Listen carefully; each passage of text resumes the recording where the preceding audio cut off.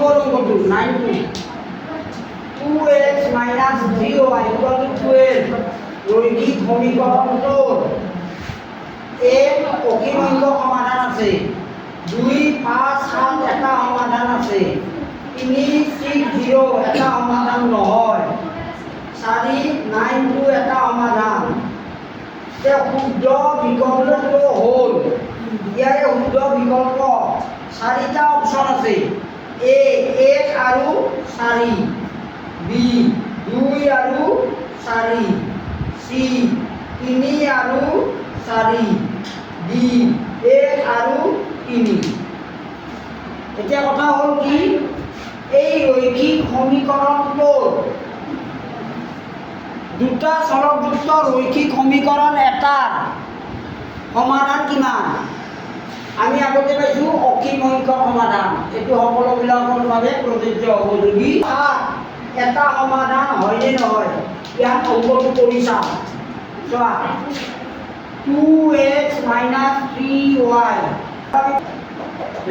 12 ইয়াত 0 তাৰমানে 12 এটো যে সমাধান নহয় বুলি কৈছে এটোও মিছা কথা 6 0টো ইয়াত রৈখিক সমীকরণটো সমাধান হয় হয়নে নহয় নহয় বুলি কৈছে গতিকে ইয়াত শুদ্ধ বিকল্প নহয় এটো 9 টো এটা সমাধান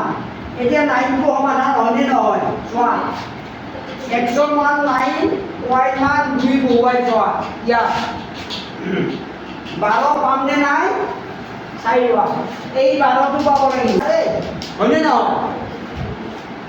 ৰৈখিক সমীকৰণটোত x ৰ মান আৰু y মান ক্ৰমে 9 আৰু 2 বহুৱাই দিয়াত আমি কি পালো 12 পালো তাৰমানে রৈখিক সমীকরণটো